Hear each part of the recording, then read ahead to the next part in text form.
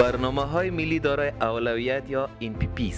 برنامه‌های ملی دارای اولویت یا NPPs عبارت از وسیله تطبیق دیدگاه حکومت جمهوری اسلامی افغانستان در دومین سند چارچوب ملی صلح و انکشاف افغانستان در 5 سال آینده میباشد. دومین سند چارچوب ملی صلح و انکشاف افغانستان دارای 8 برنامه ملی دارای اولویت یا NPPs میباشد که عبارتند از: 1. برنامه ملی سرمایه بشری. 2. برنامه ملی صحت. 3. برنامه ملی میثاق شهروندی. 4. برنامه ملی مدیریت منابع آبی. 5. برنامه ملی زیربناهای مبرم. 6. برنامه ملی انرژی و صنایع استخراجی. 7. برنامه ملی سکتور مالی. 8. برنامه ملی حسابدهی و دیجیتال سازی. برنامه‌های ملی دارای اولویت یا NPPs مکانیزم اجرایی و تطبیقی است به منظور دستیابی به اهداف استراتژیک دومین سند چارچوب ملی صلح و انکشاف افغانستان.